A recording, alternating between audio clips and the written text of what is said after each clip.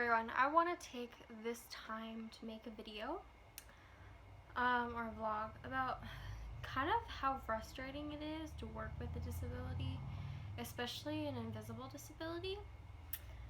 So I want to talk about kind of my life and what I do for a living. So in December of 2016, I graduated college, which is really hard for a lot of people with autism to do. It really is.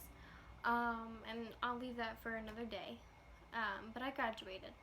And when I graduated, I knew right away that I didn't want to live with my family.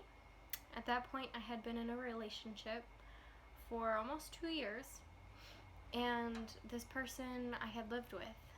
And I just knew that it wasn't for me, going back to living in a single bedroom instead of a whole apartment. You know, having that space, that was really what I wanted. So I started searching for a job, and about 2 weeks after I graduated from school and we moved, I got a call, and I was applying for jobs left and right everywhere, but I got a call back. I got a few calls back, and I decided to take a position where I would be grant writing from home. And this grant writing position, it was kind of my dream job. It was everything I had ever wanted, sort of a thing. I was working with animals because it was grant writing for a zoo. It was part-time, so I could continue going to get my master's degree while I worked. At the same point, I had a lot of interests in the field, so it was experience that was building for me. But it was also a great thing for my disability because I would work from home and I would never have to meet anyone. And that's something that, you know, has always been a thing for me. Even though I'm intellectually intelligent, when it comes to being in social situations with people, this is like my Achilles heel. I can't do this, like, ever. It's really hard for me. It makes me really sick. And it's been about 6 months now since I accepted this job. And I am thinking about quitting my job and moving on to something else. But here's the thing. It's really hard to find a job as someone with autism. It's not something that, you know, you can't walk up to an employer and say, hey, I have autism, so I'm gonna need breaks when I'm overwhelmed, and I'm gonna need a room without super bright lights, and I really need a fan in the background because it makes me more comfortable. Background noise makes me more comfortable, but not people talking. So to try and find a quiet environment without bright lights, without loud noises, without too many people, and kind of a relaxed enough environment that I can relax as well. And then also having that comfortability in that environment where, you know, it's hard. You be trying to find that kind of environment, and then having, on top of that, having a actual job in my field, which I was an English major in college, so writing, good luck with that. And then now on top of that, having a service dog, it's not next to impossible. So I've had dreams of starting my own nonprofit, and that's what I'm going to school for, is nonprofit administration, to learn how to do that. But in this meantime, you know, I have at least a year before I'm done with my schooling. And I have 6 months at least until June is ready to be a full-fledged service dog. He's still in training, and he's young. And the stress of having the job it's next to impossible.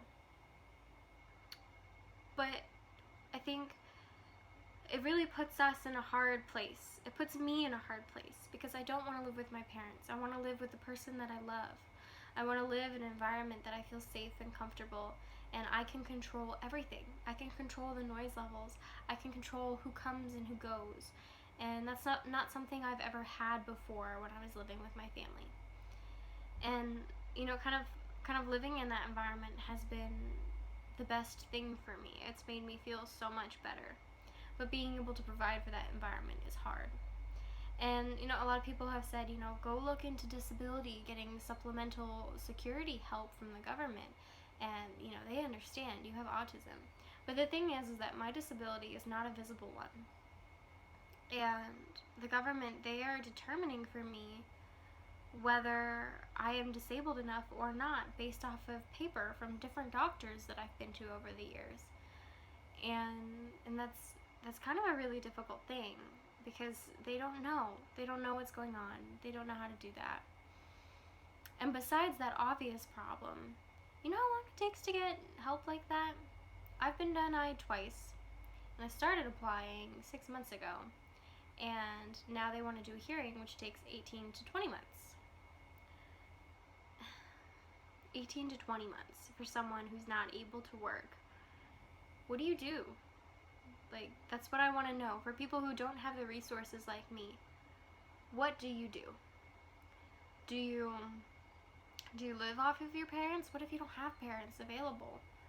What if you're disabled and there's nothing that you can do? Are you homeless? Do you dig out of dumpsters? I don't know. And that's the thing, is that I've been so lucky and I've had so many opportunities. And it's the most frustrating thing in the world for me to deal with this. And I only wonder what it is like for other people. And in this situation, I'm saddened. I'm saddened by the state of the world that we're in. I'm saddened by what it's like to have a disability in this country, to not be able to be taken care of, to pay $65 a week just to go to therapy. Even though I have great insurance, I can't afford $65 a week. And then, to be able to try and find a job, I feel like there's this system and it's completely against people who have disabilities. And that's really frustrating. And today, I have a boss who has not paid me for a month. And I'm a contractor, so, sometimes those situations, they're not so cut and dry as other companies. But that anxiety and not being able to provide for myself is something that is a real problem. And I imagine that a lot of other people are going through too. And I would like to hear what everyone else is doing and how they handle this. Because it's not something that is easy. And it's not something that you can do overnight. Like, there's this blogger that I watch all the time. I love her. She actually shares my name, which is ironic. And I've been watching her stuff that she does with her service dog, because it helps me with June a little bit.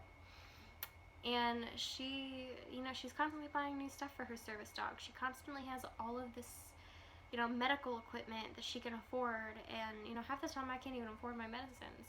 And I think she deals with more problems physically than I do. And I doubt that she works because of how much she deals with. And I wonder, how is that possible? How does she do that? How do other people do it? So that's what I'm asking. How do you do it? If you have a disability, specifically if you're on the spectrum, or if you have an anxiety disorder, how do you manage it? If you can't work, how do you manage it? So I'd really like to hear what you guys have to say. So if you want to post that in the comments below,